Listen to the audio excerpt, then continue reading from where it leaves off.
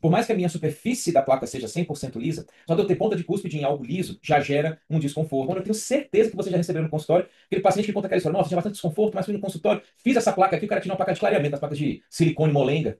Fala, olha, foi cara, minha vida está muito melhor. Como é que funcionou? Regressão à média, efeito placebo. Quando eu tiver questões de sintomatologia dolorosa, aqui se nós pudéssemos colocar um sinal vermelhão, piscando assim, era o momento, tá bom? Sempre que o paciente chega no consultório relatando dor, esse paciente só está apto a fazer qualquer outro tipo de tratamento, qualquer outro tipo de intervenção, seja ela ortodôntica, reabilitadora, restauradora, o que for, depois que nós cessarmos essa sintomatologia. Quando eu vou fazer essa cirurgia, eu preciso melhorar um pouco a configuração dessas lesões. Às vezes eu tenho lesões com muitas quinas. Quina para tecido, para quem opera sabe disso, não é legal. Então a gente reduz aquelas quinas, seja mais a parte cervical, a parte mais coronária, deixa aqueles ângulos bem mais arredondados.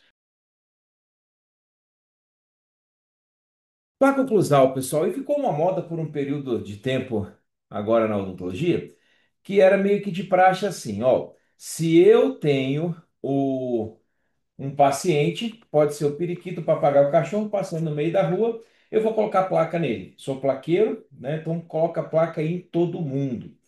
E essa frase do excelentíssimo professor Garanhani, sou plaqueiro, é um cara genial que tem nossa admiração, nosso respeito, nosso carinho.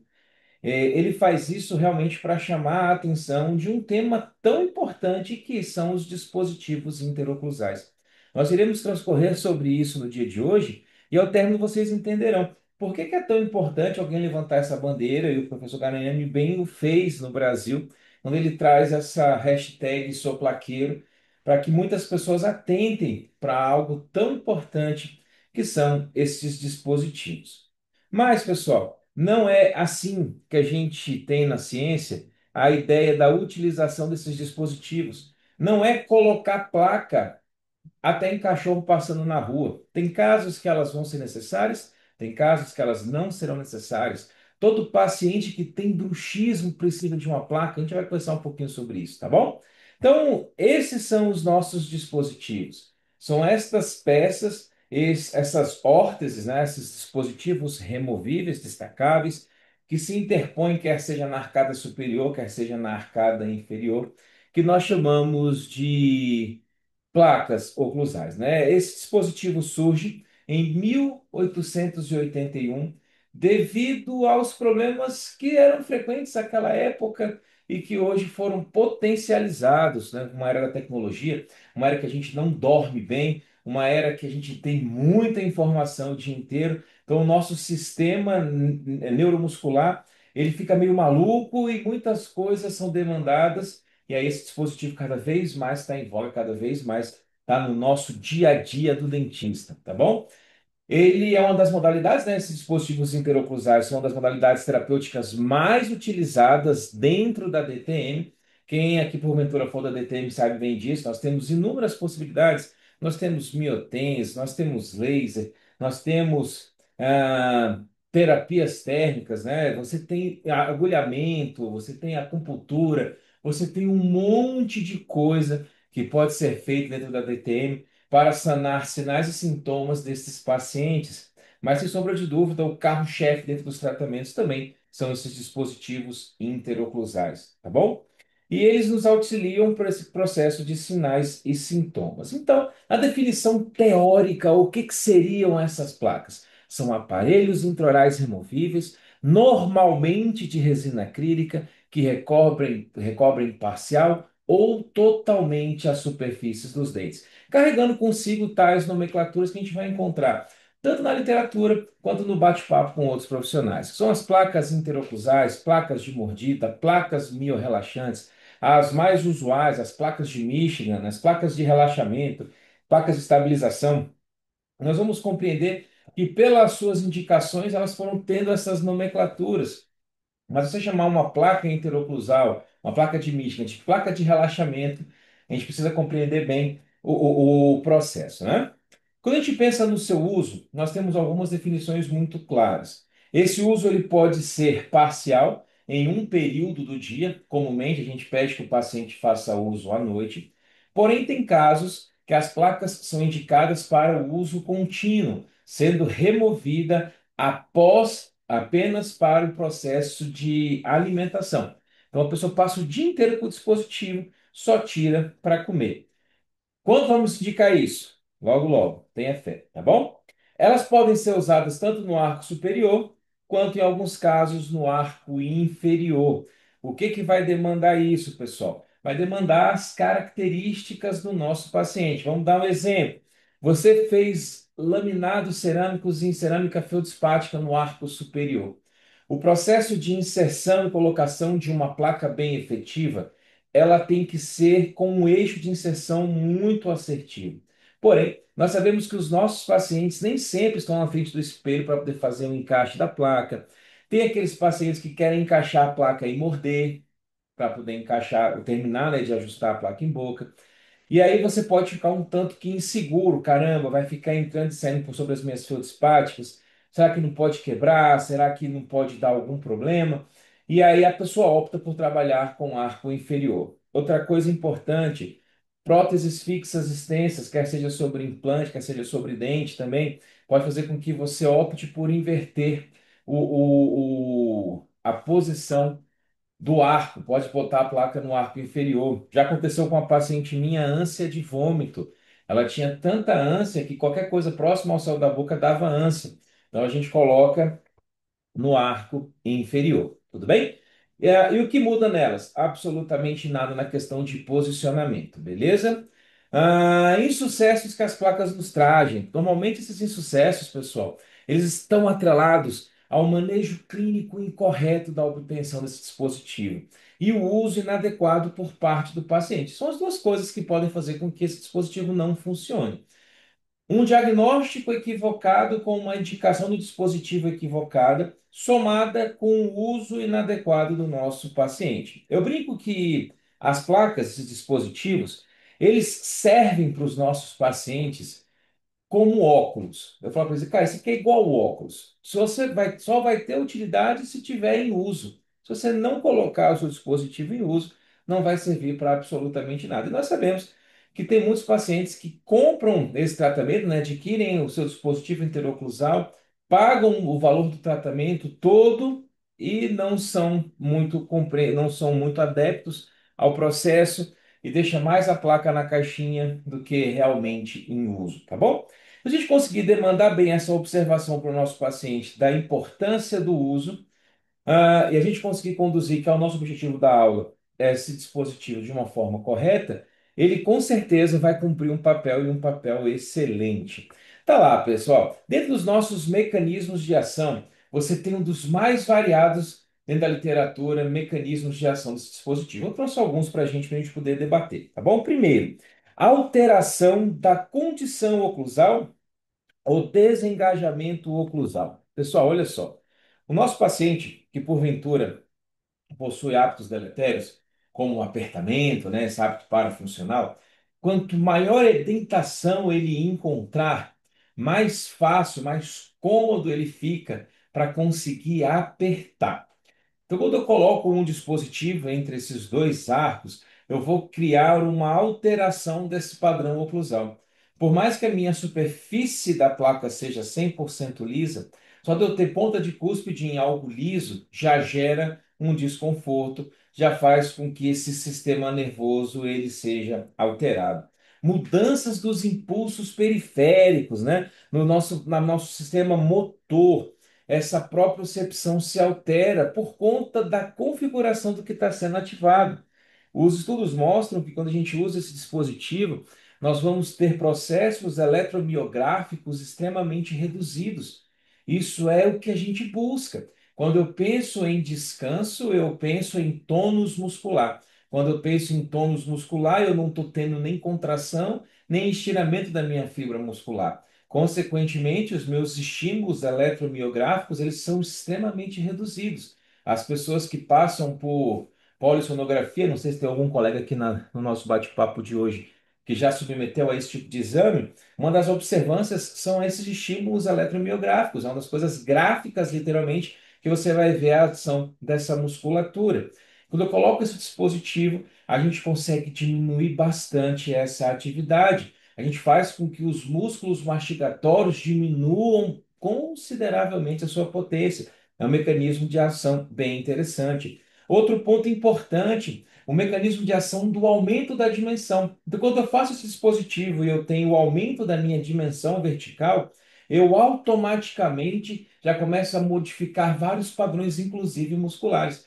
Falo isso sempre em aula, vou falar aqui, para que a gente deixe tudo bem alinhado. Nós temos dois tipos de contração muscular: contração isotônica e contração isométrica. Contração isotônica, eu tenho um aporte de sangue chegando na minha fibra muscular, eu tenho muito oxigênio, consequentemente, eu tenho energia. Se eu pego aqui, vamos pegar aqui esse meu mouse, ó. Se eu pego o meu mouse e eu seguro aqui, eu vou fazer a atividade aqui no meu bíceps. Eu conseguiria segurar aqui 5, 6 horas. Vai doer pra caramba, mas eu consigo segurar. Porém, se eu vou fazer a famosa prancha da academia, vou lá apoiar ou vou segurar o meu mouse com o meu braço esticado. Nesse processo, as minhas fibras musculares estão em contração isométrica, não mais em isotonia. Então, nessa isometria, eu não tenho aporte sanguíneo tão grande, eu não tenho tanta energia para essa fibra muscular. Consequentemente, eu tenho formação de ácido lático e rapidamente começa a dor. E aí, o estímulo do músculo é parar a força. É o que acontece quando você está fazendo a sua famosa prancha, né? Eu não sei muito disso, não, porque eu não ando indo muito na academia, mas me contaram que esse exercício é um exercício bem chato. Quando eu fiz algumas vezes, realmente, meu pâncreas aqui está um pouquinho grande, é bem difícil. Então, a isometria gera fadiga muscular. O que que isso tem a ver com a placa? Quando eu levanto a minha dimensão, os meus músculos mastigatórios, eles começam a ter uma contração muito mais isométrica do que uma contração isotônica. Consequentemente, eu vou ter uma formação de ácido lático mais rápida. Aí eu fecho, fecho, fecho, abro a boca porque doeu. Fecho, fecho, fecho, abro a boca porque doeu. Isso muda completamente o ciclo da noite do paciente. Enquanto antes, sem o dispositivo, ele fecha, ele fica segurando, segurando, segurando, segurando, segurando, segurando. Acorda bem dolorido, acorda muito cansado, fadigado, dor de cabeça, o resto do dia desconfortável. E aí é por isso, pessoal, que se gera aquele nome lá das nomenclaturas, placa mio-relaxante ou placas relaxantes, né? Por que que está relaxando? Porque ele gera tamanha dor, tanta formação de ácido lático que o músculo relaxa e abre a boca. Relaxa, abre a boca, relaxa, abre a boca. Tá bom? Outro mecanismo de ação muito legal, pessoal, é o realinhamento maxilomandibular. Nós, quem já nos acompanha há algum tempo, assistiu algumas outras aulas para trás, na nossa segunda-feira, a gente já conversou sobre a questão da MH. A máxima intercuspidação habitual, essa palavra habitual, ela carrega consigo algo muito importante que talvez nem sempre ela é interpretada como deveria. Exemplo, o hábito de fumar. Todo mundo sabe que o hábito do tabagismo é um hábito deletério à saúde. Porém, é um hábito. Significa que nem todos os hábitos são saudáveis. Por isso que a máxima intercuspidação, ela carrega sempre esse H no final. Máxima intercuspidação habitual. É o hábito que o paciente adquiriu para funcionar dentro das condições presentes. Não necessariamente essa condição presente é uma condição salutar. Não necessariamente essa condição é algo fisiológico, entenda bem, tá bom? E quando eu consigo dar uma desprogramada, quando a minha musculatura começa a entender que tem algo errado, eu consigo realinhar, perdão, eu consigo realinhar a minha mandíbula. Isso. Então, o levante com esse dispositivo interoclusal também vai fazer um realinhamento maxilomandibular. Realinhando, pessoal, nós vamos ter os ligamentos que estabilizam o disco articular mais tranquilos. Eu vou ter esse disco melhor, com a posição mais interessante em relação ao côndilo. Eu vou ter a interposição dos ossos com o disco e a sua eminência de maneira muito mais satisfatória. Então, na hora que eu desprogramo, eu tenho um conforto dentro das limitações presentes do meu paciente, né? Alteração da posição condilar ou reposição da ATM. Mesma coisa que a gente conversou anteriormente. São artigos que mostram para nós as demandas das reprogramações, né? Quando eu desprogramo, ele começa a querer reprogramar, ele relaxa, pronto, opa, aqui está numa posição mais interessante. Outro mecanismo de ação que alguns artigos trazem, pessoal, chama-se o mecanismo de conscientização. Por exemplo, o paciente comprou aquele dispositivo, ele sabe que ele precisa ter alguns cuidados, né? Então ele está tentando apertar durante o dia, está com apertamento em vigília, ele vai lembrar de não apertar os dentes. Alguns outros artigos comparam o efeito do dispositivo interoclusal, pessoal, com medicamentos e tratamentos placebo, isso mesmo. O efeito placebo na saúde, pessoal, é amplamente estudado. Em alguns casos, você tem melhorias de vários sinais e vários sintomas, única e exclusivamente porque o paciente falou que melhorou. Ele achou que submeteu ao tratamento e, consequentemente, ele viu a melhora. Esse efeito placebo de tratamento, ele tem que ser cada vez mais estudado, principalmente hoje nessa difusão que nós temos das famosas reabilitações orais, onde o dentista acha que colocar uma quantidade X de dentes na boca do paciente é reabilitação. Não. Reabilitar é devolver a função, devolver como é que aquilo ali tinha que estar funcionando dentro de um sistema equilibrado. Então, o reposicionamento mandibular, todas essas questões neuromusculares que são levadas em consideração em uma reabilitação séria, ela precisa ser alcançada para que nós tenhamos a nomenclatura reabilitação. Por isso que reabilitação é algo muito sério. Não significa se eu coloquei 28 elementos cerâmicos na boca do meu paciente, eu fiz uma reabilitação. Eu falo isso incessantemente para que não haja confusão, tá bom? Ah, mas o paciente chegou aqui, eu fiz 28 dentes cerâmicos, ele não tem mais desconforto, não tem mais nada. Às vezes o que está acontecendo é exatamente isso. É um efeito placebo, tá bom? A regressão à média, isso também muitos estudos mostram que é a mesma ideia, muito similar ao efeito placebo. Quando nada mais está adiantando, a pessoa se convém a alguma coisa e aí pronto. Vamos tentar ver se isso aqui vai, a pessoa começa a ter inúmeros benefícios, mesmo com placas insatisfatórias, mesmo com placas de silicone. Eu tenho certeza que você já recebeu no consultório aquele paciente que conta aquela história. Nossa, tinha bastante desconforto, mas fui no consultório. Fiz essa placa aqui, o cara tirou uma placa de clareamento, as placas de silicone molenga. Fala, olha, cara, minha vida está muito melhor. Como é que funcionou? Regressão à média, efeito placebo. Não tinha nenhuma teoria por trás, não tinha nenhum sentido, mas a pessoa quis tanto a melhora que ela teve melhora. Outra pergunta bem legal, pessoal. Quando eu devo indicar a placa? Eu indico a placa para todo mundo? Eu indico a placa para um grupo X de pessoas?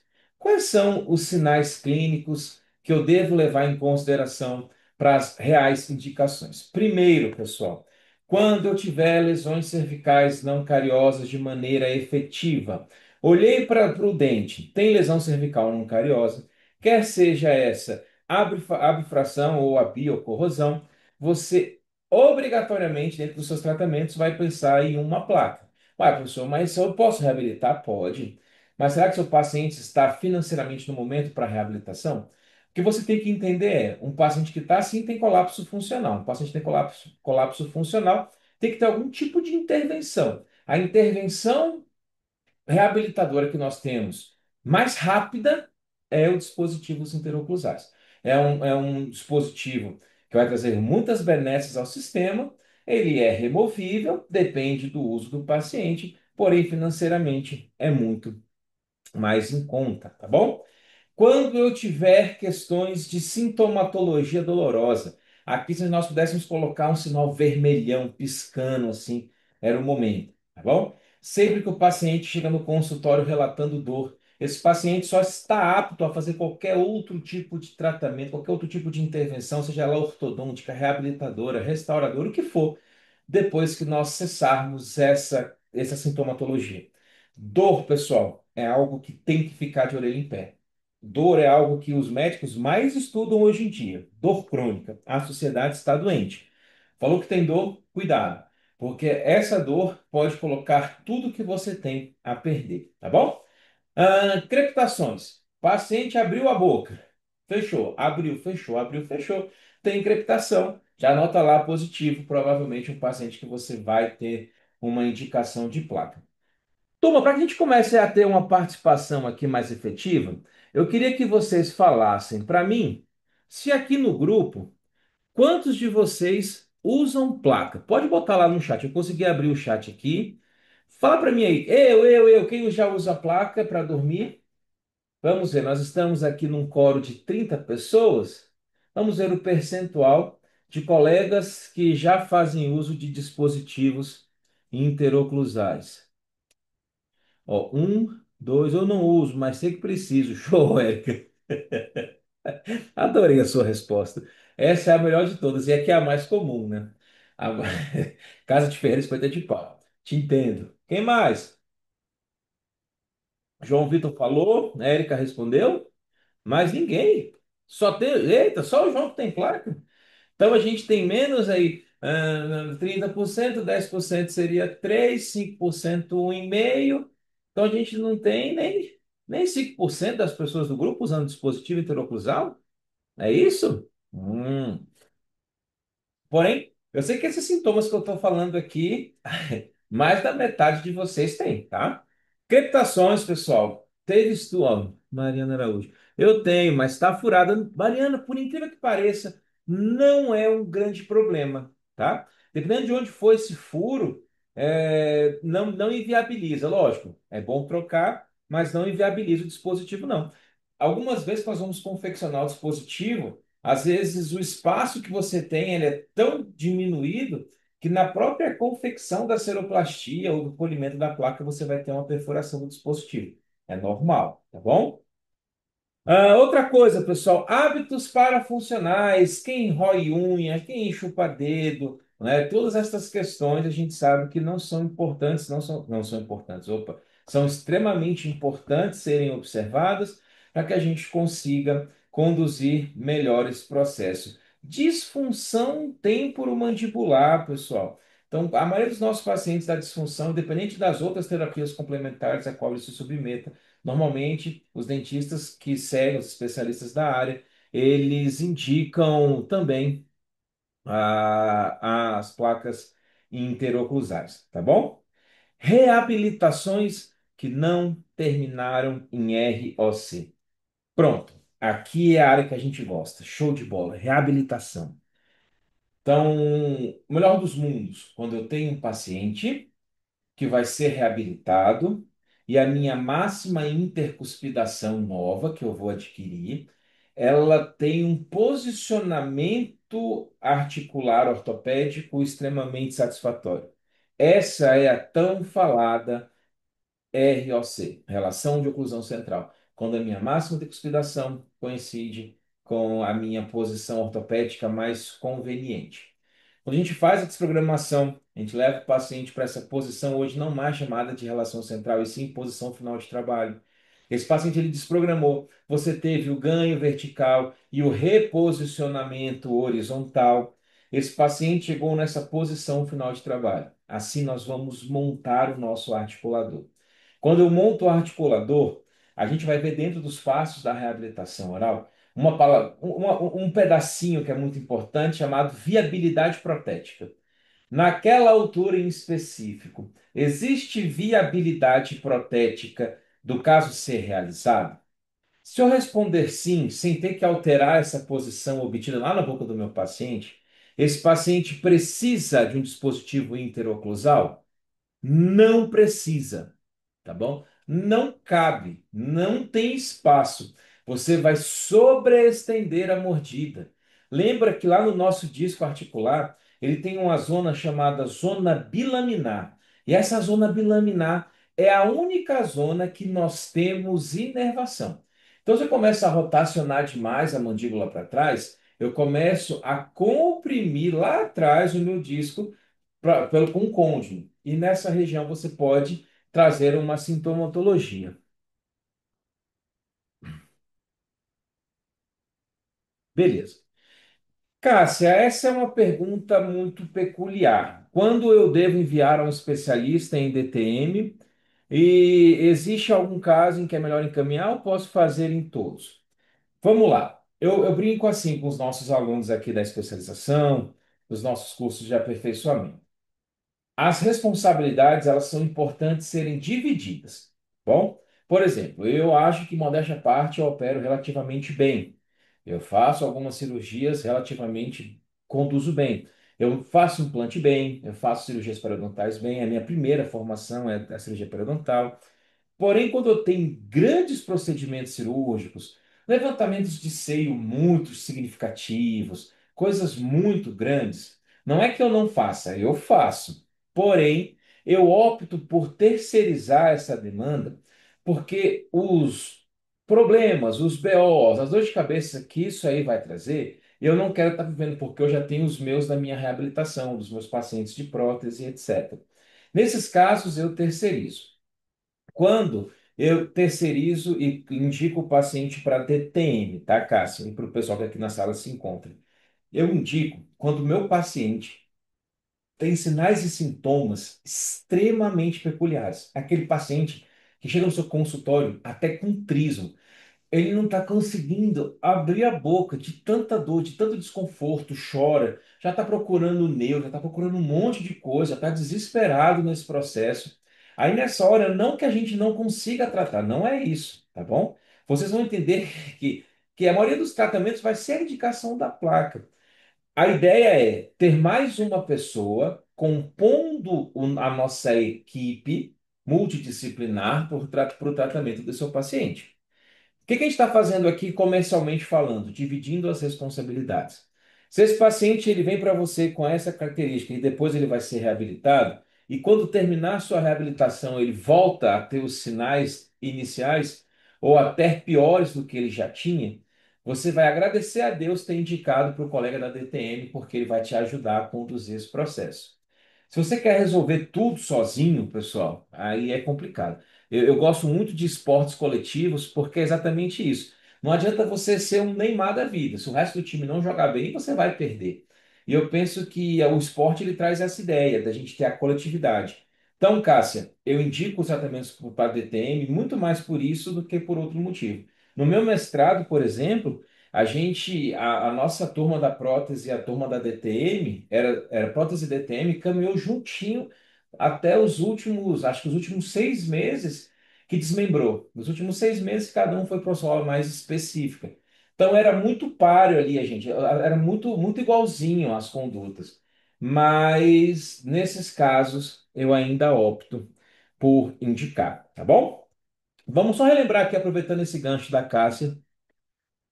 Eu só quero os facinhos. É bem isso, Cássia, é assim. A gente falou na aula passada, nada de tratamento heróico, beleza? Se a gente for querer ser heróico demais dentro de uma odontologia comercial, a gente acaba se estrepando, não dá muito certo, não. Então, o que que fala lá na DTM? A DTM não é uma entidade única, possui diversos tipos de tecidos com características clínicas diferentes, com etiologia, progressão, localização anatômica e tratamentos diversos que convivem nesta única denominação. Por isso que a DTM é algo tão amplo, né? Raramente pode ser associada a um único fator etiológico. Não está associada a patologias oclusais crônicas. E aqui eu faço um adendo, tá?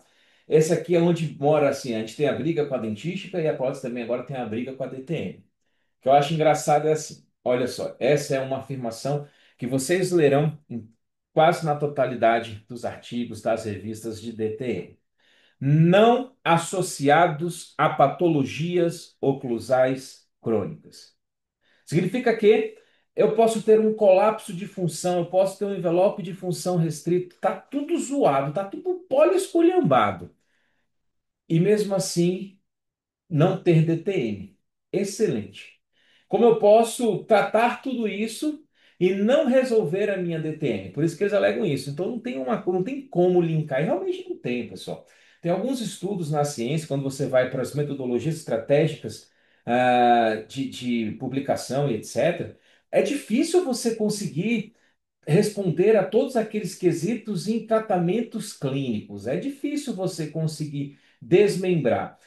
Mas essa afirmação que a DTM faz com tanta convicção, elas sempre usam aqueles exemplos. Eu tenho um paciente classe 3, a classe 3, o côndilo está totalmente fora, está tudo esculhambado, a mordida está esculhambada, e o cara passa a vida inteira sem nenhum tipo de desconforto. Como eu tenho pacientes classe 1 que acabam indo até para cirurgia de articulação, de tanto desconforto, tamanha dor e etc. Então, como é que você explica isso? Show de bola. Aí a gente volta de novo para o processo. Quando o meu paciente está com muita dor, com muito desconforto, o que que eu indico? Eu indico uma placa. A minha placa vai levantar a minha dimensão, vai alterar a minha máxima de cuspidação, vai realinhar a minha mandíbula, vai fazer com que eu tenha mínima atividade eletromiográfica, eu vou fazer com que o meu sistema reequilibre. Uai, mas são todos os passos que uma reabilitação alcança. Tá. E a placa faz com que o paciente pare de apertar? Não. E a reabilitação? Também não. Porém, agora o paciente vai conseguir estar usando a placa 24 horas por dia.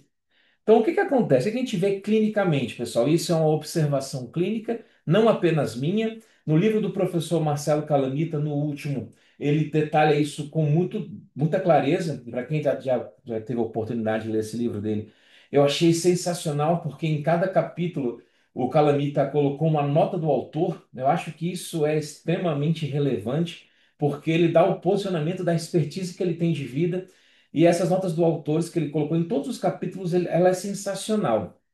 E uma delas, ele fala assim, que sim, o paciente que tem DTM tem que ser tratado lá na DTM. Vamos fazer o que puder para poder tirar a sintomatologia dolorosa, né? Porque outros sinais ainda vão estar presentes, outras características ainda estarão presentes. E depois que eu fizer isso, eu tenho que reabilitar o meu paciente. Não para poder fazer com que essa minha reabilitação seja o pote pirim-pim-pim que vai sanar por completo a minha disfunção, mas eu vou diminuir o máximo possível os pontos que poderiam estar levando a essa disfunção temporomandibular. Pode ser que essa melhoria no processo oclusal não seja ela a mais assertiva, não seja ela a que vai resolver por completo a DTM do meu paciente. Mas, com certeza, a não observância dessa condição oclusal e a não alteração desse padrão ela vai fazer com que nós tenhamos grandes problemas lá na frente. Então, o que que a gente segue aqui na nossa linha que a gente passa para os nossos alunos do Start Point? A ideia, pessoal, que não é a cura, a reabilitação oral não é ela que vai salvar o paciente da DTM. Mas, sem sombra de dúvidas, um paciente que tem a sua função ok, o seu envelope de função adequado, estabilidade oclusal bilateral simultânea, eu tenho guias excursivas ok, eu tenho dentes na proporção adequada, eu tenho um relacionamento dentário articular mais satisfatório, eu tenho menos pontos defeituosos que poderiam estar atrelados a essa ideia da DTM, tá bom? Precisa de uma anamnese pessoal minuciosa. E essa anamnese, ela tem que ser extremamente bem direcionada, tá, pessoal? Eu me deparo, às vezes, em alguns anamneses, por exemplo, quando estava dando aula na Católica, dei aula lá por um período grande de tempo, a anamnese que os alunos perguntavam era gigantesca, né? E muitas daquelas perguntas, as pessoas, quem estava respondendo não tem ideia, quem estava perguntando não tinha a menor ideia porque estava perguntando aquilo. Que era o mais chocante. Algumas vezes eu pegava para os alunos assim, cara, o que que é isso aqui? Por que que você perguntou isso para o paciente? Ele ter respondido sim ou não altera o quê na sua conduta clínica, né? Então a gente tem que pensar em anamnese, pessoal, para o nosso objetivo ali. O que que eu estou querendo ver aqui na DTM? Quais são os pontos relevantes? O que que eu tenho que saber para saber se é algo realmente relacionado que eu posso diagnosticar esse paciente com uma disfunção? Fazer uma avaliação física muscular minuciosa, atentar para a ATM, observar dentes e oclusão. Esse tratamento normalmente é associado com muitas outras modalidades terapêuticas. Aí você vai para acupuntura, para eletrochoque, você vai ter um montão de coisa para que você possa lançar mão para poder melhorar isso aí. E as DTMs, envolvendo os músculos mastigatórios e cervicais, elas são as mais comuns atualmente. Então, esses processos musculares são eles o grande carro-chefe do processo. E entra o bruxismo. Nós poderíamos tirar um dia, pessoal, só para conversar sobre bruxismo. Bruxismo teve algumas atualizações, assim como a cárie teve algumas atualizações dentro do seu mecanismo de definição que seria interessante a gente entender. Vamos lá. A Adriana perguntou: essas lesões não cariosas cervicais devem ser restauradas? Duas perguntas distintas, eu vou lhe responder assim, meu amigo. Olha só. Se eu penso em fazer enxerto gengival, não é tão interessante você restaurar, tá bom? Porque a aderência do nosso epitélio juncional longo, que vai se formar ali nesse recobrimento radicular, ela vai ser mais interessante em uma dentina. A gente não tem mais cemento, que seria o sonho do de consumo, mas seria mais interessante uma dentina do que numa resina. Alguns estudos falavam em um número de vidro como esse material para depois operar. Muitas coisas apareceram. O que a gente tem hoje? Quando eu vou fazer essa cirurgia, eu preciso melhorar um pouco a configuração dessas lesões. Às vezes eu tenho lesões com muitas quinas, Quina para tecido, para quem opera sabe disso, não é legal. Então a gente reduz aquelas quinas, seja ela mais a parte cervical, a parte mais coronária, deixa aqueles ângulos bem mais arredondados, para que nós tenhamos um assentamento mais passivo, tanto do enxerto quanto dessa gengiva que vai recobrir. E a gente não faz nenhum tipo de restauração, tá bom? Porém, se eu não for restaurar, se eu não for, perdão, se eu não for recobrir, se eu não for operar, eu tenho a obrigatoriedade de restaurar, porque dentina exposta em meio oral, isso sim é péssimo. Para quem lembra desses estudos, muito claro no no livro do professor Paulo Vinícius, e de um trabalho também do professor Marcelo Calamita de 1999, lá da USP, eles ficaram ciclando vários dentes com vários tipos de escova, com vários tipos de cerdas, com vários tipos de pastas de dentes e seus mais variados abrasivos. Eles concluíram que, para que uma escova, sei lá, dura, com pasta abrasiva, e você esfregando o esmalte, para que você consiga destruir o esmalte, levaria-se 100 anos para destruir 0,1 milímetros de esmalte. Significa que sempre que tiver LCNC, você tem problema funcional. Uma vez que você quebrou o esmalte, a dentina agora, a progressão da lesão, aí sim, está associada à pasta, está associada a está associada à pasta, vai progredir mais, for muito abrasiva, a força, a cera da escova, a dieta e etc. Tá? Enxerto gengival seria melhor para LCNC? João, cara, eu sempre fico um pouco assim, quando a gente pensa no tratamento melhor. Eu acho que o tratamento ele tem que ser extremamente individualizado. E te respondo isso sem ser uma resposta evasiva. É uma resposta muito direta. Por quê? Por exemplo, tem pacientes que chegam no consultório que eles topam fazer qualquer coisa, porém falou em cirurgia, o cara já arrepia até os cabelos da cabeça. E uma das coisas importantes para que nós abordemos as lesões cervicais não cariosas, não é bem o tema da aula de hoje, mas vamos só estar cedendo, é que o paciente ele entenda que ele tem um problema funcional e que ele vai ter que ter algum tipo de tratamento. Então, primeiro eu tenho que evitar o fator causal, eu tenho que sanar o fator causal, para que depois eu venha para a sequela. Então, para que eu tenha esse meu paciente adepto ao processo, eu tenho que ter essa individualização do tratamento.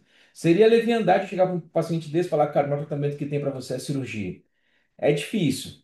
Porém, a região anterior, dentes anteriores, que começaram a ter grandes recessões gengivais, por mais que o paciente não seja um cara muito adepto ao processo cirúrgico, a gente vai tentar usar de todos os artifícios possíveis para não ficar uma resina aqui na frente, para não ter que vestir cerâmica nesses dentes, caso os dentes estejam em condição mais satisfatória, enfim.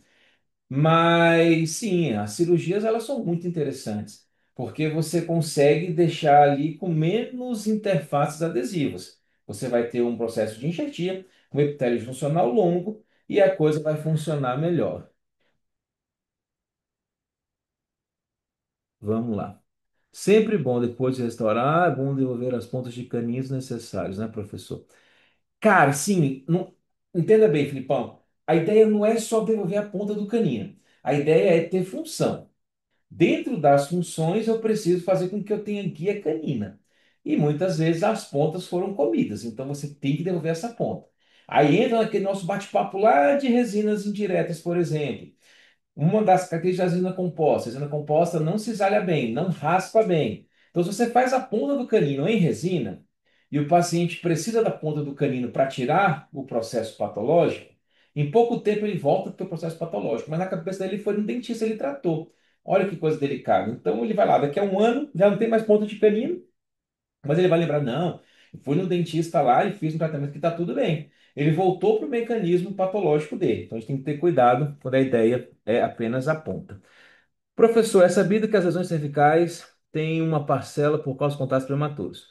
Não é que você vai fazer primeiro um ajuste oclusal? Sem sombra de dúvidas, Rui. Isso que eu estava falando.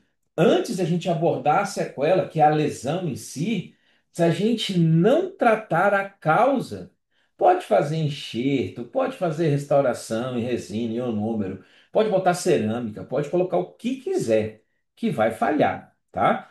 Porque o problema não está lá no quebrado, tá? O que levou a quebrar. Depois que a gente sanou a demanda, aí a gente pode pensar em qualquer outra qualquer outro processo, beleza? Isso tem que ficar muito claro, tá, pessoal? A placa. A placa ela entraria como nesse contexto? Ela seria essa reabilitação dentro do contexto adequado, você fazendo todos os passos ok, seria um dispositivo interessante para esse paciente usar durante a noite. Quando você monta esse articulador para o paciente conseguir confeccionar a placa, é importantíssimo que você também possa ponderar sobre ajustes oclusais. Eu vejo algumas evoluções na odontologia e isso me chama bastante atenção, que é engraçado assim, não, porque os dentistas novos agora, nova evolução, você faz ajuste oclusal dentro da boca. Não precisa montar o articulador para fazer ajuste oclusal. Olha, pessoal, eu sou um dentista que eu acredito que eu sou um pouco criterioso, eu faço as coisas com muito carinho. Eu estudo bastante essa parte de oclusão e até hoje eu não me sinto apto a fazer o ajuste oclusal direto em boca do meu paciente. Cara, eu sou meio cagão com essas coisas. Eu morro de medo de desgastar a dente de maneira indevida, né? Eu tenho muito zelo pela saúde do meu paciente, por ter confiado em mim.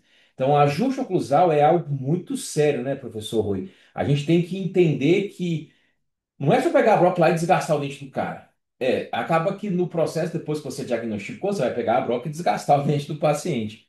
Mas sabe aquele negócio de saber qual que é o parafuso que você vai apertar? Isso é importante. Então, eu faço um oclusal. Eu coloquei uma placa e o paciente entrou no tratamento, eu posso pensar em alguma outra abordagem para agora sim, para sequelas. Tá bom? Show!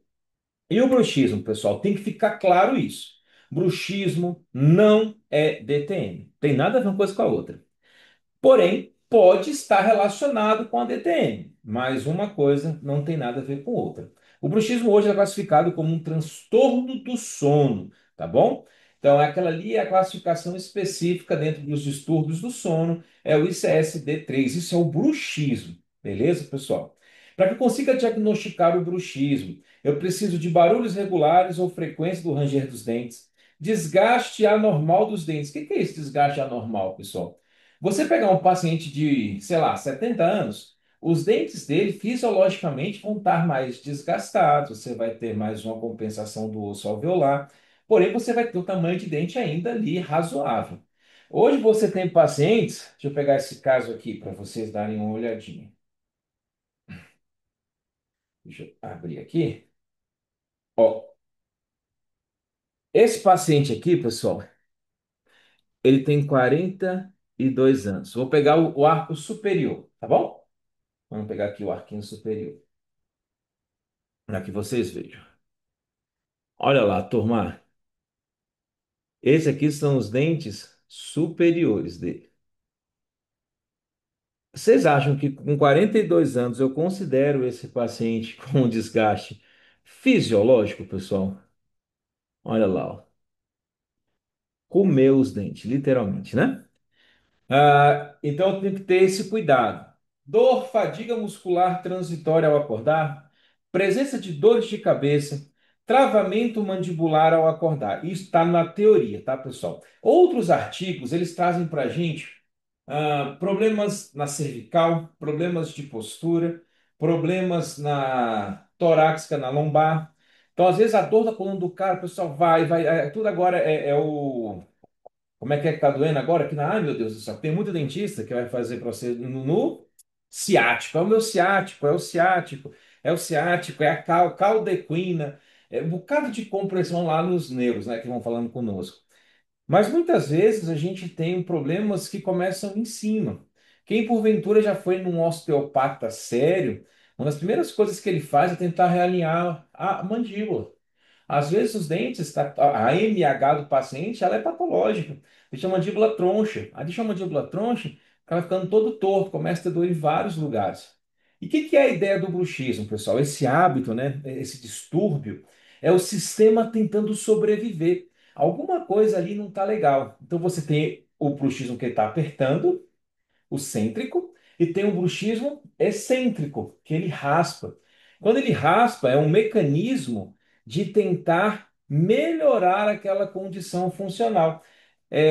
Quem aqui tem filho pequeno ou teve filho pequeno e que foi dormir perto do seu filho ou da sua filha e ouviu aqueles barulhos do bruxismo infantil, um ato extremamente fisiológico da espécie que tem por cunho exatamente o mesmo que o bruxismo patológico. Eu preciso desgastar aqueles meus dentes descidos porque a minha plataforma oclusal, a minha plataforma condilar, ainda não está 100% formada. Quanto mais cúspides eu tiver, mais difícil é o engrenamento. Então eu vou ranger dente. Então eu vou nivelando. Isso é um mecanismo de sobrevivência. Meus filhos dormiam conosco quando pequenos. Meu Deus do céu, você acorda com aquele barulho, parece que vai quebrar os dentes, né? É um negócio bem interessante. Esse bruxismo ele pode ser do sono em vigília, né, que são características diferentes e precisam ser tratados de maneiras diferentes, de forma distinta.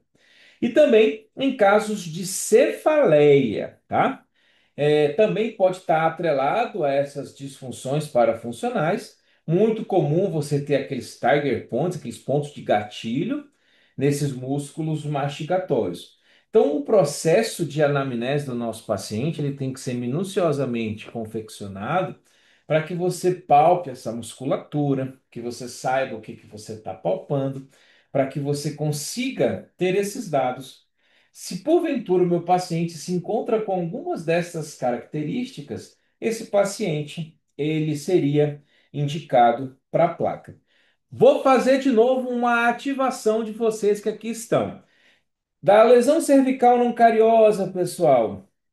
Da sintomatologia dolorosa, crepitação, hábitos deletérios, DTM, possibilidade de levante dimensional, disfunções. Quem aqui do grupo tem um ou mais sinal do que foi falado e que começa a entender que também, porventura, precisaria de uma placa interoclusal? Fala para nós aí.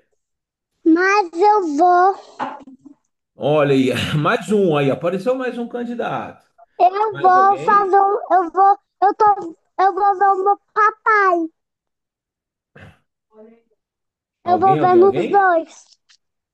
Assim. Daniele, Marcos, doutora Adriana. Ah, A gente começa tá a entender bom, algumas só coisinhas. deixa. Deixa eu só. Pronto.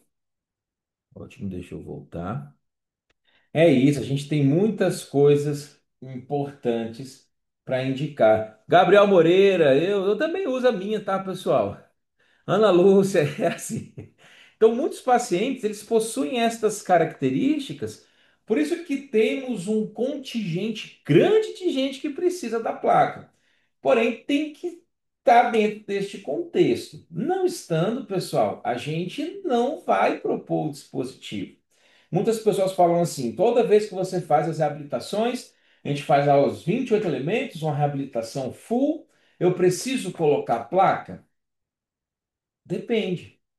Se eu conseguir terminar em ROC, não tem espaço para placa. Ah, mas o paciente ele é bruxômero, vai continuar sendo.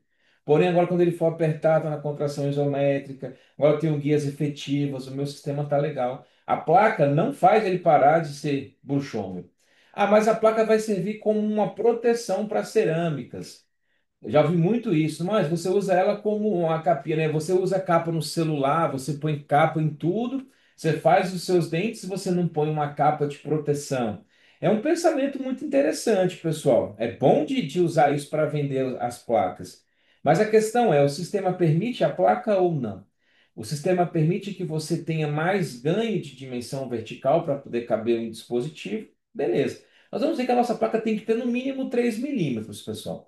Além do que você já subiu, ainda cabe mais três. Se couber, pô, show de bola. Manda a placa. Mas o que eu quero que vocês entendam é que nessa etapa aqui, ó, nessa etapa do meu diagnóstico, ó, meu diagnóstico está aqui, a nossa peça-chave, que é o nosso mini jig, ele está aqui, ó, para ele cumprir o papel dele, beleza, tudo bonitinho, show de bola. É aqui que eu vou definir se vai ter placa ou não vai ter placa. Por exemplo, esse caso aqui, por algumas observações que eu já tinha feito antes, nós vamos reabilitar esse paciente nessa posição e ele não vai ter espaço para placa. Ah, mas ele tem bruxismo, ele comeu os dentes dele inteiro. Foi.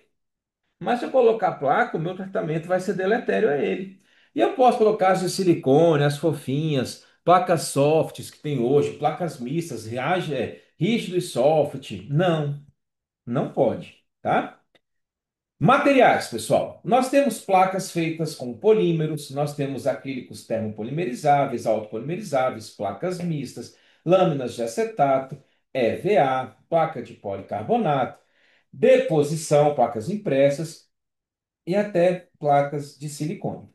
Temos todas essa máxima aqui de materiais para serem instalados nos nossos pacientes. E agora, pessoal, mais uma vez, o tio Yuri vai contra a maré, né? Não é porque o tio Yuri é do contra, não, pessoal.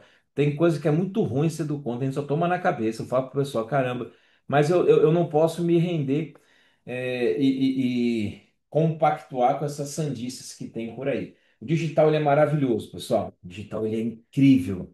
Ele é muito legal, muito bacana. Porém, continua sendo ainda o padrão ouro dos dispositivos interoclusais o acrílico termopolimerizável. O acrílico termopolimerizável, a famosa placa prensada, continua sendo sem comparação. Quando a gente fala de placas impressas, pessoal, chega a ser até uma ofensa. Eu imagino se as placas pudessem ouvir o que a gente está falando aqui, a placa termopolimerizável falando para impressa. Não, pelo amor de Deus, tá de brincadeira com a minha cara, né? Você vai falar pra mim que isso é uma placa, não é possível, né? Não, não dá, não funciona. E as placas fresadas, elas são maravilhosas, pessoal, são maravilhosas. Mas elas sofrem do mesmo mal. Para quem está lá no nosso grupo do WhatsApp, a gente conversou um pouquinho sobre provisórios fresados na sexta-feira, se eu não me engano, com alguns colegas que no grupo estão, falando sobre as demandas mercadológicas. A gente tem que entender que o acrílico, para ser usinado, é muito duro. O policarbonato, que é a maioria dos discos de placa que os laboratórios usam para usinar, é muito duro. Quem já viu as fresadoras fresando isso sabe do que eu estou falando. Não é fácil você usinar esses materiais. E, consequentemente, você requer um gasto maior. Porém, a rentabilidade do dispositivo perante outros constituintes ali do arsenal do laboratório, cerâmicas e etc., é muito baixo. Então, pensa você como empresário. Uma das coisas que te traz menos dinheiro é mais caro para você fazer. É muito mais caro você fazer uma placa do que você fazer 28 elementos. Imagina. Você vai querer fazer o quê? Então, quem está usinando placa, pessoal, a maioria, lógico, a gente nunca pode generalizar, toda generalização é idiota. Você tem sim laboratórios que conseguem, dentro da sua logística, dentro da sua regra, se respeitar os tempos de broca, respeitar o alinhamento da máquina, a calibração e etc. E aí você vai ter placas fresadas maravilhosas, elas são incríveis, pessoal. A placa fresada, quando ela segue todos os parâmetros, elas são tão boas quanto as termopolimerizáveis. Eu digo, posso dizer para vocês aí que na questão do processo laboral chega a se tornar melhor, porque é menos trabalhoso de se fazer. Então, nesse contexto, ok. Aí nós temos o contexto real. Muitas placas que são fresadas chegam na boca, a coisa não adapta direito, é 1 milhão de ajustes, a coisa é um pouquinho complicada. Beleza. Érico, o acrílico autopolimerizável, ele carrega consigo algumas particularidades. Dentre elas, é a grande quantidade de monômero que está dentro da composição. Então, quando ele começa a reagir, as fibras, como é autopolimerizado, ela vai reagindo e vai prendendo. Então, você não tem a polimerização de toda aquela cadeia. Então, você tem muitas brechas. Essas brechas deixam esse material poroso. O material poroso é difícil de você dar polimento, junta mais biofilme, ele não é algo que pode ficar muito tempo em boca. Ah, mas 7 tempos em tempos para trocar. Show. Aí é aquela questão. Eu aqui na minha realidade dos meus pacientes, eu não tenho aquele paciente que são assim, lógico, tem, sei lá, deve ter uns 20 pacientes que eu tenho aqui na clínica. Em 20 anos de odontologia, 30 pacientes que vêm religiosamente de 6 em 6 meses no meu consultório. Tirando esses pacientes, a maioria vem a cada 8 meses. Olha que a gente tenta sempre manter a visita periódica do nosso paciente bem certinho, porque isso é retorno financeiro, é manutenção, enfim. Então a gente liga, a gente manda mensagem. a gente lembra que tem na hora de vir. Aí você tem pacientes que vêm a cada 8 meses, pacientes que vêm a cada 9, pacientes que vêm uma vez no ano. Então, imagina esse paciente que não tem esse comprometimento, Erika. Eu acho um pouco difícil. Então, dentro da minha realidade comercial, só acrílico termo, beleza? Técnicas de confecção. Nós temos técnicas de confecção direto em boca, as fresadas, as prensadas, as famosas muflas, né, imprensadas em muflas, as impressas e as placas mistas, que é placa de acetato a vácuo, e depois coloco o acrílico alto. São também chamadas de placas sociais nos artigos, né? Ah, vamos falar um pouquinho mais para frente de cada um. Como eu disse a vocês, a localização superior ou inferior. Em relação à cobertura de dente, pessoal. Pode ser uma cobertura parcial, uma cobertura total. As placas podem ser lisas ou placas dentadas. Placas dentadas, pessoal, está na teoria, mas não faz o menor sentido. Se é uma placa dentada, Rui, depois se você puder colocar para a gente aquela overlay maravilhosa que você me mandou no grupo, vai virar uma overlay removível, né? Se a sua placa tem o processo de intercuspidação, você está indo para uma outra linha da reabilitação. E agora não é mais placa, agora virou uma overlay removível. Placa tem que ser lisa, exatamente para você conseguir desprogramar. Lembra? Efeitos eletromiográficos mínimos, eu preciso que essa musculatura tenha uma atividade reduzida. Aqui tem uma plaquinha que a gente confeccionou, pessoal, para um saxofonista do Exército aqui de Brasília. Ele é o maestro da banda, um cara sensacional. E ele passou quase 3 anos sem conseguir tocar sax, porque ele fez o tratamento ortodôntico dele. Os dentes tinham anteriorizado. Quem porventura conhece algum músico que trabalha com instrumentos de sopro ou já atendeu pacientes assim, você consegue ver perfeitamente o desarranjo dentário que esses instrumentos com uso prolongado trazem, né? Então, o que que ele fez? Ele fez o tratamento ortodôntico e me procurou para fazer uma placa específica para que ele conseguisse colocar aquela ponteira ali do saxofone sem trazer trauma ao dente. Foi uma experiência legal, foi um dispositivo interessante que a gente confeccionou para que ele conseguisse tocar de forma mais efetiva. O Rui aqui falou. Semana passada vi uma coisa no meu consultório que fiquei de boca aberta. Fiz uma placa para um paciente em 2023. Não veio para colocar. Apareceu semana passada. Acredite, a placa entrou como uma luva. Olha, Rui, prensada, fresada ou impressa? Conta pra gente aí. Como é que foi essa obtenção dessa placa que você tinha mandado fazer? As minhas placas, elas podem prensada, logicamente, pessoal, estabilização. Aí volta agora, Érica, olha só, uma das diferenças que nós temos do acrílico termopolimerizável, que passou pelo tempo de descanso da prensa, um período correto, as coisas funcionaram de maneira correta, você tem pouquíssimo monômero residual, então você tem alta rigidez, você tem alta lisura, você tem polimento maravilhoso e você não tem mais alteração daquele material. É bem interessante, tá? Obrigado, Rui. O Rui colocou lá, pessoal, a overlay que ele tinha me mandado. Olha que coisa linda, depois que a gente tiver a oportunidade de olhar no WhatsApp. Coisa incrível, Rui. Só de quem sabe muito mesmo. Muito bom. As minhas guias de desoclusão na placa. Tem placas, pessoal, chamadas placas sem guias, tá? Existe um dos dispositivos interoclusais chamadas de placas centralizadoras lisas. As placas centralizadoras lisas, elas são a principal indicação para aqueles pacientes com altíssima sintomatologia dolorosa, que o paciente não está conseguindo nem abrir a boca direito, está com limitação de abertura. Você vai fazer uma placa que ele não vai ter guia nenhum. É isso, a placa é lisa por completo. Não tem nenhuma pista de desoclusão, não tem pista canina, não tem pista protusiva. Ela é 100% lisa, de recobrimento parcial dos posteriores e sem recobrimento dos anteriores. Ela é bem específica, tá? É uma placa muito interessante, porém é de uso contínuo. O paciente só tira para comer. Indica naqueles casos de muita dor, tá? Tem uma paciente aqui na clínica, paciente Roberta. Essa paciente, assim, a gente brinca que ela mesma fala, né? Que é Deus no céu e Yuri na terra, porque ela estava para cirurgia, estava com a cirurgia marcada.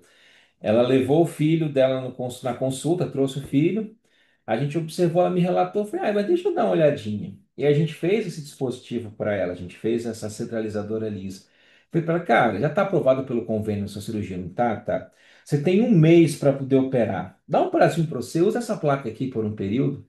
Até hoje ela nunca operou, todos os sinais e sintomas dela foram reduzidos, ela não tem mais dor de cabeça, a boca voltou a abrir, não tem mais as dores, porém é aquela paciente extremamente metódica, extremamente correta, que não falha, aquelas que não fura dieta, aquelas que não fura academia, aquelas assim bem rigorosas, aquelas pessoas bem caxias, né? Então funciona muito bem. As nossas placas com guias, que são a maioria delas sendo guias anteriores, caninas e protusivas, beleza? No fluxo digital, o que a gente tem que entender? Eu vou fazer o escaneamento na minha placa. Daqui a pouco nós vamos conversar um pouquinho se a gente faz em MH ou se faz em RC. Ah, você vai fazer a tomada dessa relação oclusal, de acordo com o que você vai conduzir, e aí você vai para possibilidades do digital. Placas impressas, pessoal. Placas impressas, nós não temos ainda materiais com acompanhamento longitudinal mínimo de tempo para a gente propor para os nossos pacientes. Essas resinas impressas, pessoal, já coloquei placa impressa, tá? Eu falo as coisas assim, eu experimento, eu tento. Cara, o paciente vem se queixando, parece que já vem fedendo de fábrica. Alguém aqui alguma vez já instalou uma famosa PPFlex? Eu nunca coloquei como definitiva, mas coloquei algumas como prótese provisória. Aquilo ali já vem podre, parece que já vem podre do laboratório, já fede. Antes de colocar na boca, o negócio já está fedendo, é horrível. A demanda do paciente é, cara, eu ponho esse negócio na minha boca, fica com o hálito ruim, fica fedendo, é muito ruim, porque o material não tem estabilidade, tá? Lógico, as fresadas, como nós falamos, tem. Qual que é o problema da fresada? O alto custo de confecção. Se os laboratórios respeitarem os padrões das brocas, trocarem no tempo adequado, tiverem suas máquinas com as regulagens adequadas, cara, a fresada é uma benção. Trazendo para a realidade que funciona de verdade e a gente consegue ter muita clareza, placas prensadas, tá? João, as placas centralizadoras lisas, presta atenção, é para um caso muito específico, para casos de altíssima sintomatologia dolorosa. Paciente que está com trismo, ele não está conseguindo abrir a boca direito. Naquele momento, eu preciso só ter algumas alterações neuromusculares. Eu não vou abordar muito a placa centralizadora lisa para que não haja uma confusão dentro da nossa aula de hoje. Deixo esse ponto para que nós tenhamos os processos de pesquisa. Dá uma lidinha sobre esse tema que você vai entender, tá bom? Ela tem um cunho um pouco diferente das placas convencionais. Assim que nós reduzirmos a sintomatologia da paciente, as coisas melhoraram, a coisa começou a funcionar bem, troca essa placa e confecciona uma normal com guia e etc. Porém, ela vai fazendo o desmame. Para vocês terem ideia, o tratamento da centralizadora é assim, ó. 2 meses, 24 horas por dia com a placa tira só para comer. Depois, os próximos 2 meses, escolhe 2 períodos, sendo um à noite. Então, às vezes, o paciente fala mais de manhã, então fica tarde e noite com a placa. Às vezes, ele fala mais de tarde, fica noite e de manhã com a placa, sempre à noite. Depois de 2 meses, ele fica só à noite com essa placa, centralizadora lisa. Completando 6 meses. Em 6 meses, você vai ter uma reavaliação final desse tratamento. E, comumente, as benesses encontradas são incríveis. Os artigos mostram, pessoal, inclusive deposição de osso em camundongos. Lógico, foi em vivo, mas foi lá em laboratório. Então, os ratos lá que eram submetidos a esse tratamento, eles tinham a cabeça do côndilo desgastadinha, depois você tinha formação de osso no côndilo, só com as placas centralizadoras lisas. Então, é realmente bem interessante, mas é para um caso mais peculiar. Em 99% das nossas placas, João, vão ter guias caninas e protusivas, beleza? Vamos lá para as perguntas mais frequentes de nós clínicos. Eu preciso de arco facial ou vou montar com um plano de Camper? Pessoal, placa de acetato para bruxismo com espessura de 3 milímetros ou 4 milímetros é uma opção para paciente que não sente dor? mas apresenta características clínicas de bruxismo. Tá, não. Placa de acetato, não, Brenda, porque você dificilmente aí entra numa outra demanda. Esse paciente que não tem sintomatologia, quando eu crio o meu dispositivo interoclusal, eu preciso das minhas guias. E você não vai conseguir fazer guia em placa de acetato. Alguns colegas prensam a placa de acetato e colocam resina acrílica para confeccionar as guias, né? Aí entra resina acrílica alto, é toda aquela mistureba. Vai quebrando um galho, mas sei lá, eu não acredito muito nesses tratamentos tupiniquins assim, não, tá? Então não é indicado, na literatura não é proposto, beleza? Arco facial plano de Camper. Pessoal, plano de Camper é jabuticaba, beleza? É isso. O paciente vai ser montado num dispositivo para que nós consigamos simular ele, pelo amor de Deus, pessoal, o arco facial. O arco facial você não vai gastar para fazer a obtenção dele. Financeiramente você não gasta R$ 10 e de tempo você não gasta 5 minutos, pessoal. Então, eu não consigo entender a justificativa de não trabalharmos com arco facial. Um arco facial standard hoje na BioArt está R$ 300. Não é isso que vai deixar a gente mais pobre. Então, o arco facial você usou, montou o dispositivo, pode usar para o próximo. Então, é um negócio que não faz sentido não ter. Aqui é um outro ponto bem controverso, pessoal. A gente monta esse paciente em RC ou monta o paciente.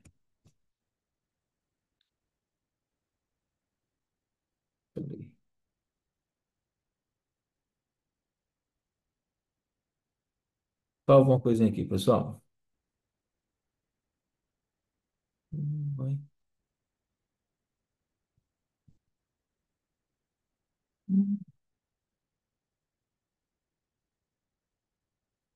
Acabo de descobrir que a minha tela LCD tá queimando alguns pixels. Ah, filha da mãe, eu te pego.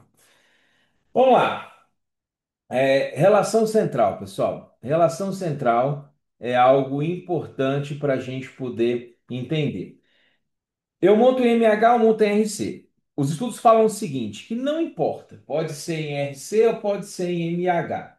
Eles falam que como a placa é lisa, o paciente ele não vai perpetuar a RC, ele vai para uma outra posição após a instalação da placa, que não justificaria a tomada do paciente em RC. Essa é a justificativa clínica, a teoria para as placas. Então, eles falam que tanto faz. Você pode ter colocado RC, pode ter colocado em MH. Porém, vamos lá pensar nas duas demandas. Quando eu tenho a RC, eu tenho a MH. Montei meu paciente em RC, eu consigo ter a MH. O inverso não se faz verdade. Se eu monto meu paciente em MH, eu não consigo levar ele para RC. Beleza?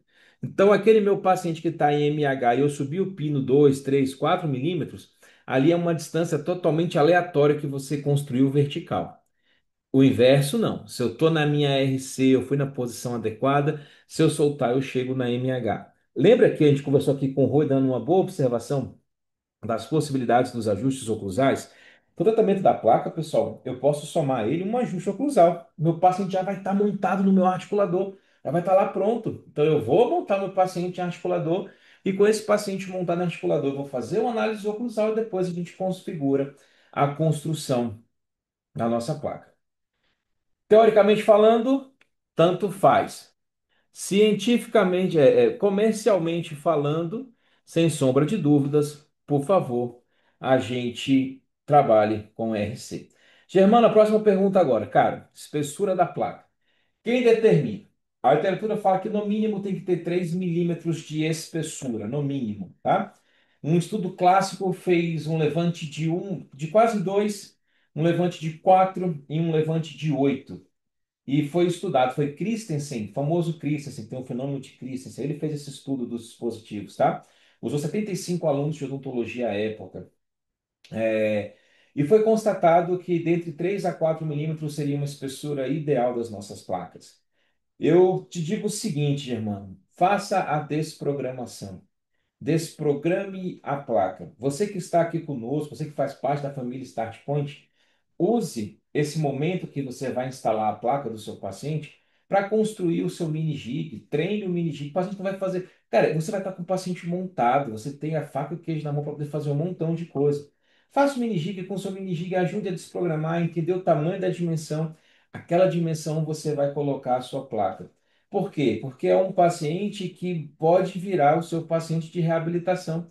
E ele já vai estar habituado na posição a qual você gostaria de reabilitá-lo, beleza? Então é isso. No mínimo 3 milímetros, porém, de preferência que você faça a tomada da distância, né, intermaxilar com o registro, com a desprogramação e leve o paciente para RC, tá? Aí seria a melhor espessura possível. Professor, Pode falar, mestre.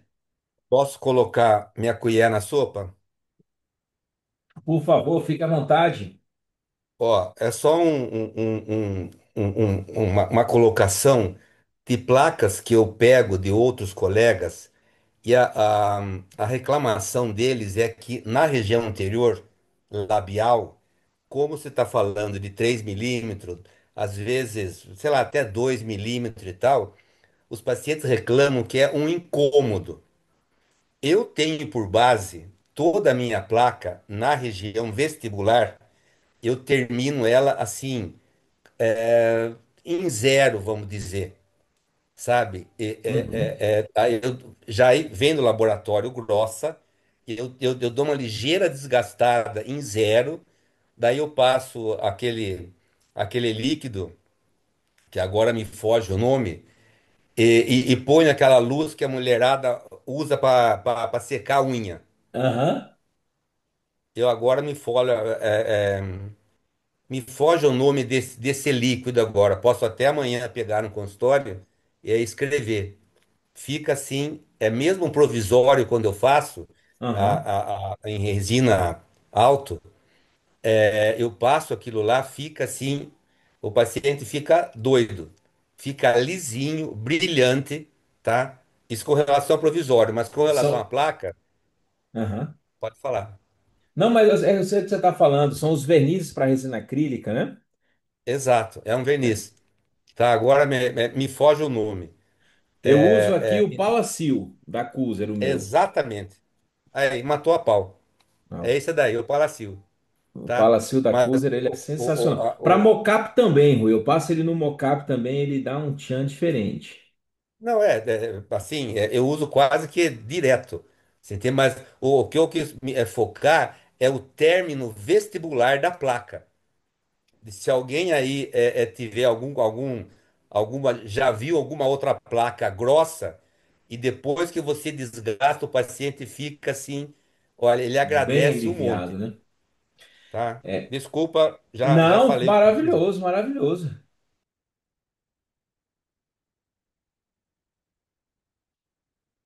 Perfeito, Gilson. Eu faço o registro da altura da DVRC. Eu faço assim, tá, Gilson? Teoricamente falando, você poderia montar em MH e poderia subir o pino para poder fazer a placa. Como eu penso que esse cara que está montado aqui, além de fazer a placa, eu vou fazer um estudo fino desse meu paciente, eu monto ele em RC, faço toda a avaliação oclusal desse paciente antes de confeccionar a minha placa. Lembra, nessa hora que a gente vai vender odontologia para o nosso paciente. Na hora que a gente vai constatar um ponto, eu posso falar, cara, eu tenho um tratamento aqui antes de fazer a placa, é um ajuste oclusal, vai somar mais um valor. Depois você pode tentar plantar a semente do processo reabilitador, já é outro valor. Então eu uso esse dispositivo como um mecanismo de diagnóstico profundo. Por isso, Gilson, que eu sempre faço os registros das minhas placas em RC, tá? Professor, mas aqui não dá, vou montar em MH. Beleza, teoricamente falando, você está dentro do adequado, você não está burlando nenhuma regra, tá? A superfície dela, de preferência lisa, quanto mais lisa, melhor. De cobertura total ou parcial, vai depender do paciente, beleza? Normalmente a gente recobre todos os dentes aqui, pelo menos a vestibular, um pouquinho abaixo do equador protético, tá bom? Quais são os requisitos dessa placa? Tem que ter uma adaptação adequada em todos os dentes, com estabilidade e retenção. Significa que tem que entrar com justeza, sair com um pouco de dificuldade, tá? Tem que estar bem adaptada, não pode ter jogo, não pode ter gangorra, nem anterior, nem posterior. Tem que ser toques bem mais suaves na região anterior. Quando esse dispositivo for na região de avanço mandibular, tem que ter no máximo, pessoal, 70% de protusão. Isso é o que a literatura fala para gente. Rampas e guias suaves e efetivas. Não promover injúria aos tecidos moles adjacentes. Então, pessoal, não promover injúria está falando muito também do material de confecção. Acrílico alto, resinas impressas que trocam com o meio, vai promover injúria, tá? O que eu preciso me preocupar, pessoal? Moldagens iniciais efetivas, de preferência, se você trabalhar com silicone de condensação, que você já verta o gesso de maneira imediata. Para verter o gesso tem que ser água destilada, tem que respeitar proporção água-pó, tem que espatular com muito vigor, com muita vontade, que ele fique aquela massa lisa e homogênea. Aqui na clínica, por exemplo, nós temos uma espatuladora a vácuo. Para quem já é nosso aluno sabe, eu falo que é muito mais interessante um dentista hoje ter um espatulador a vácuo do que uma impressora. Aí o povo quer me matar, né? Meu Deus do céu, aquele cara lá, ele é antiquado demais. Não é não, pessoal. Assim, como eu disse a vocês, a minha vida, como sempre foi muito difícil tudo na minha vida, eu sempre tive que ser bem assertivo com o processo. Então eu preciso que o meu trabalho dê certo, é isso. Então não tem que florear. Não importa se a embalagem dele foi impressa, se foi. Não importa, importa que funcione. E para funcionar, vamos usar o que a literatura nos traz e fala que é diferente. A espatuladora é diferente, pessoal. O gesso espatulado a vácuo é diferente. Tem um monte de laboratório fechando aí. Você consegue comprar uma espatuladora dessa barato. Mais barato até do que uma impressora. E eu tenho certeza que sua vida vai ser muito melhor do que você comprar uma impressora. Registros interoclusais, como nós já conversamos, em RC de preferência e tomada do arco facial, que eu botei só uma foto ilustrativa do molde, que é silicone de adição. Se você conseguir moldar com silicone de adição, que é muito caro, é uma bobeira, não precisa, porque eu preciso só de um modelo fiel para poder fazer a placa, você não precisa de dois, então um modelo fiel, tá? Pode ser silicone de condensação, mas você vai ter que vazar o gesso. Registros, pessoal. Aqui eu coloquei essa foto clássica nossa. Registros com o dispositivo em boca. Ali me auxilia a construir o que seria o meu ganho de DVR, né? O que vai ser meu ganho de DVO, perdão. O que que eu vou ter de vertical para depois desprogramar para ter o horizontal. Então, o dispositivo me auxilia. Ah, mas eu vou gastar um pouco mais de tempo com o meu paciente, vai, mas você vai treinar também toda vez que o paciente lá, você treina o mini jig, treina esse posicionamento, treina esse entendimento, abre a sua mente para o negócio funcionar bem. Faz a tomada de arco facial e prepara o seu modelo de trabalho. De preferência, pessoal, esse modelo tem que ser um modelo chamado split cast, tá? O que que é esse modelo split cast? É um modelo que eu consigo tirar ele dali, ó. Se você olhar, vai ter ali, antes de começar o modelo, você vai ver uma parte branca, né? Tem o verde da plaquinha, embaixo o gesso branco de articulação, e você vê que tem um desenho, uma linha que vai ali para o modelo de baixo. Isso, pessoal, serve para que depois que eu tirar esse modelo para incluir, eu consiga voltar ele ao articulador para fazer as minhas conferências oclusais. Então tá lá, o modelo, esse é o modelo split cache, ó. Eu consigo desconectar no momento adequado, eu pego um instrumentalzinho lá no fundo dele, eu quebro, ele solta. Eu consigo levar para a mufla. Eu preciso fazer o alívio, pessoal. Olha lá, esse alívio que a gente faz é aquele gessinho rosinha ali entre um dente e outro. Então eu preciso colocar aquele gesso rosa entre um dente e outro no meu modelo, é o alívio. Esse modelo aí, ele já foi reposicionado para fazer as conferências oclusais da placa que já foi prensada, tá? É, com isso, eu consigo ter esse modelo split cache, consigo ter uma articulação efetiva e esse alívio do modelo, para que eu consiga fazer o enceramento da minha placa. Então, lá no meu articulador, ó, eu vou fazer o meu enceramento.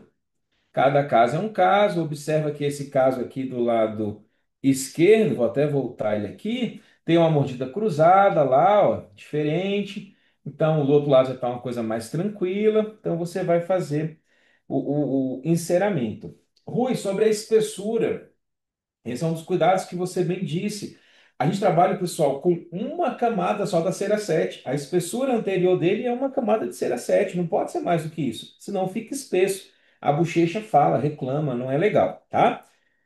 Ah, Depois que eu fizer tudo isso, eu vou fazer os meus ajustes, vou fazer as minhas conferências e vou fazer o polimento da cera. Cera, pessoal, antes da gente prensar, a gente coloca ele, a gente passa o detergente, o monômero, perdão, o monômero do acrílico, para tirar qualquer gordura da cera, depois passa o detergente, fica brilhando, tá na hora de a gente colocar na mufla, beleza? Então, depois que eu coloquei na mufla, eu vou ter esse meu molde incluído. Então, aquele modelo foi para dentro desse dispositivo, nós chamamos de mufla. E colocamos o gesso para encher essa mufla e cobrir tudo. Ficou só a cera do lado de fora, tá? Então, só essas cerinhas ficam para o lado de fora, ó. Depois a gente vai confeccionar o que nós chamamos de boneca, né, que vai vestir essa cera, que é na contramufla. Vamos colocar a nossa cera ali por baixo para ser o proporcionador de espaço para resina acrílico, que é o alívio da minha mufla. E depois eu vou fazer o processo de eliminação dessa cera.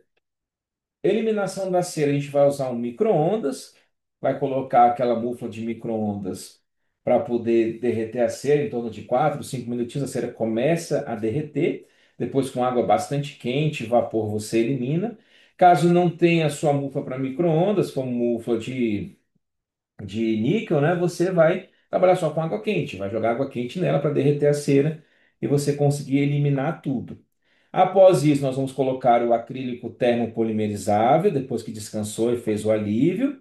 Vamos prensar essa mufla e o acrílico. Aqui mora um outro segredo, pessoal.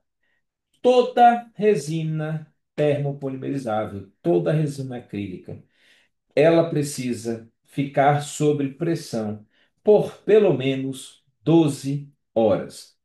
Quanto tempo no micro-ondas? Para derreter a cera, Érica, 5 minutos no máximo, tá? Em potência máxima. Deixa lá 3, 4, depende do seu micro-ondas, mas 3 a 4 minutinhos, 5 no máximo, já derreteu bastante. Você põe algum forro ali, eu coloco o babador embaixo do micro-ondas. Lógico, é um micro-ondas que eu não esquento comida nele, eu só faço isso, tá?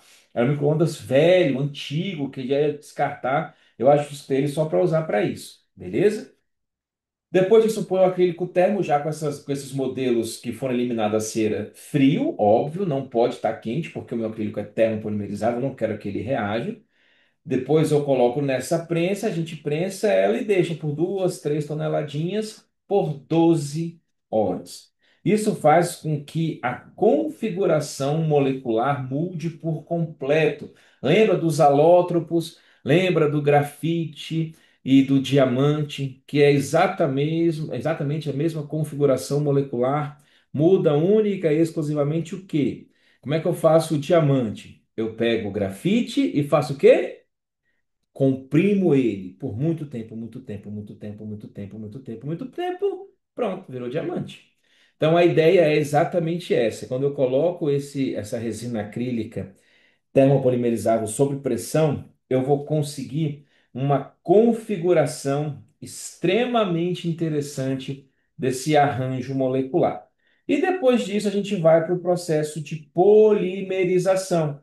Eu tenho essa máquina da esquerda, que é uma termopolimerizadora. Então, ela faz todo o ciclo, eu programo ali quanto tempo de rampa, quanto tempo em cada patamar, temperatura, tudo bonitinho. E ela sob pressão também. Então, eu coloco ela no lugar, ligo e faço a minha cocção clássica. Nós temos resina acrílica termopolimerizável, pessoal, as clássicas e tem as de micro-ondas, chamada acrílico microwave, tá?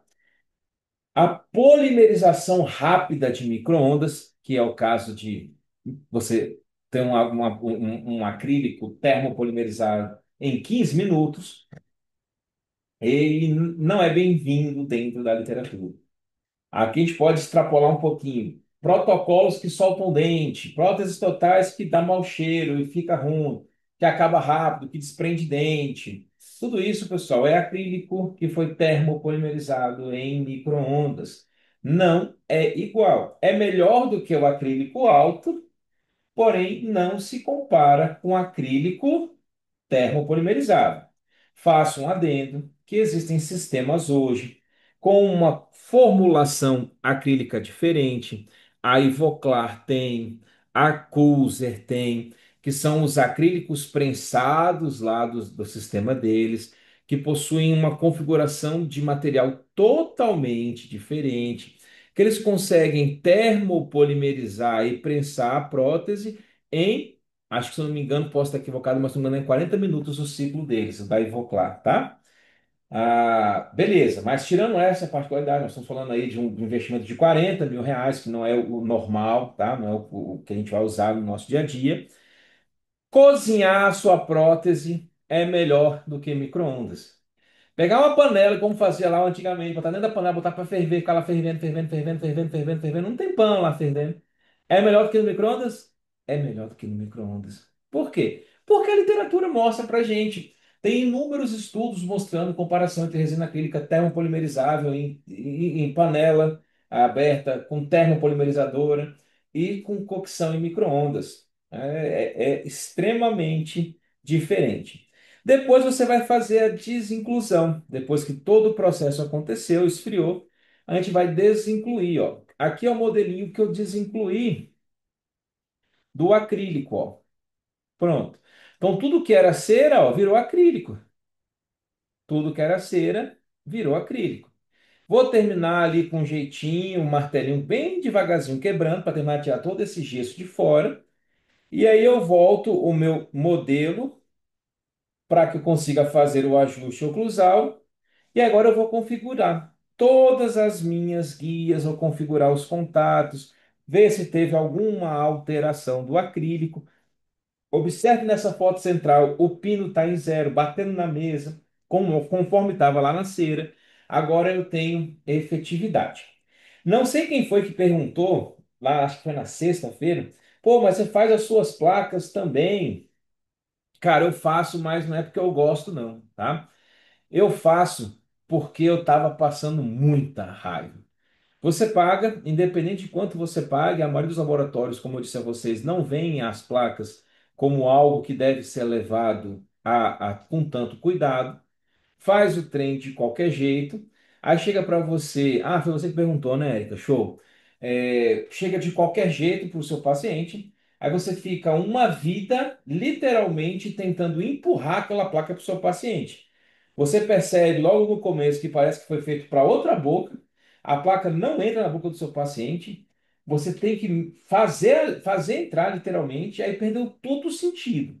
Aí aqui você voltou a ter só alguma coisa de acrílico entre os dentes do paciente, né? É, Pronto, Gilson, é isso. Cara, eu me obriguei a fazer por isso, porque eu não estava encontrando quem fizesse. E o pior, todos os técnicos que fazem placas maravilhosamente bem, depois de um tempo eles param de fazer, porque vai fazer protocolo que dá mais dinheiro, vai fazer prótese total que dá mais dinheiro, e aí demanda tempo também. Aí para de fazer as placas. Então, turma, o que eu posso dizer a vocês? O sistema de confecção é simples para chuchu. Não tem mistério, não tem mesmo. Porém, requer que você tenha ah, o passo a passo para seguir. Seguir o passo a passo, pessoal. Você fez uma vez, fez duas, treinou alguém para fazer para você, você pode ir acompanhando. Eu tô num processo de treinamento. Tem um rapaz que tem feito algumas placas para mim aqui dentro da minha clínica, eu supervisionando todas as etapas, todos os passos. E eu torço em Deus que bem breve eu consiga deixar todas essas etapas de lá. Então, cara, você vê, faz um modelo split cast com qualidade, pesar o gesso, botar água destilada, prensar bonitinho, deixar 12 horas lá, fazer o processo de cocção correto, respeitar todo o processo. Não faz, pessoal. Não faz, é difícil. É famoso, nem pagando você acha quem faça. Nem pagando você vai achar alguém que vai topar de fazer isso para você.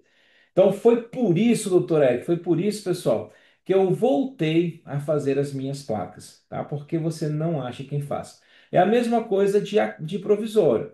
Provisório fresado você ainda encontra laboratórios que fazem bem pra caramba. Provisórios prensados, se você não fizer, você não vai encontrar hoje quem faça bem feito para você. Ou você faz ou esquece, beleza? Depois disso, você vai sacar. Observa que essa placa está presa no modelo, pessoal. O acrílico ele foi prensado por 12 horas na mufle. Depois ele foi feito o processo de cocção nesse modelo. A justeza que está nesse modelo é tão grande que quando você vai remover, você vai quebrar esse modelo. Por isso que normalmente quando você vai entregar para o dentista, quando tinha laboratório, ou quando o laboratório manda para você, ele manda só a placa. Às vezes ele manda o arco antagônico, né? Te manda o antagônico que não quebrou e a placa, porque o modelo superior ele quebrou, tá? Faz um polimento, polimento clássico de resina acrílica, e aí depois que você faz esse polimento, nós vamos ter essa configuração. Opa, volta. Essa configuração. Mexeu? Olha lá. A placa extremamente lisa, extremamente transparente, pronta para ir para a boca do paciente. Pronto. Aqui eu consigo colocar minha placa, consigo instalar minha placa e as coisas funcionarão bem, beleza? Quais são os cuidados que meu paciente tem que ter? Vamos lá. Todo acrílico, uma vez que ele é hidratado, ele não pode ser desidratado. Tupperware, quem já usou vasilha Tupperware, dura uma vida, né? Dá para deixar de herança de família. Mas se você deixar no armário lá 6 meses sem colocar nada dentro, sem molhar, sem fazer nada, quando você for usar, mesmo sendo uma Tupperware, quebra. Falando desses outros plásticos mais vagabundos que a gente tem por essas vasilhas de plástico vagabundas, se passar depois de hidratado, aqui em Brasília que é muito seco, uma semana, 10, 20 dias, já quebrou o plástico todo, não vai para nada, né? A mesma coisa a nossa resina acrílica. Uma vez ela hidratada, quer seja ela fresada, impressa ou prensada, você não vai deixar desidratar. Então, como é que você faz para não desidratar? Dentro da caixinha na geladeira ou dentro do copinho com água. Fala com os pacientes, sabe aquele negocinho de você ter a prótese da vovó dentro do copinho com água, o peixinho lá? Isso. A sua prótese vai ficar assim. A minha fica assim. Lá no banheirinho, deixa a minha plaquinha lá dentro da aguinha. Aí eu vou usar, tiro de lá, higienizo, põe na boca. Tirou da boca, higienizou, guardou, ou na caixinha ou no copinho com água nova. Beleza? Então, sempre hidratado. Higienização da placa, nunca com pasta de dente. Pasta tem abrasivo, você não quer que arranhe o seu acrílico. Higienização de toda a resina acrílica é com sabão, sabão neutro, tá? O sabão de coco. E uma vez por semana você pode colocar de 1 a 2 colherzinhas de chá de quiboa dentro de um copo com água, deixa a placa lá dentro por meia hora, tira e higieniza, troca aquela água, deixa dentro da água ou de novo leva para a geladeira para que continue hidratado. Beleza? Então, concluindo esse nosso bate-papo de hoje, a odontologia baseada em evidências tem demonstrado que nem todos os pacientes necessitam de placas, isso que a gente conversou. Porém, a falta de ensinamento adequado nas faculdades de odontologia acabam mantendo o papel principal na terapêutica na área da dor orofacial. Então, quando não sabe o que fazer, acha que só colocar a placa vai resolver. Como eu disse a vocês, às vezes a placa perdeu todo o sentido, está totalmente fora do que é a teoria, mas funciona, voltou à média, efeito placebo, enfim. Mas aqui nós fazemos uma odontologia diferente, é isso que eu quero que vocês entendam. Nós vamos fazer uma odontologia a qual nós vamos realmente prestar é, um papel sério para o nosso paciente como promotor de saúde. Beleza, turma?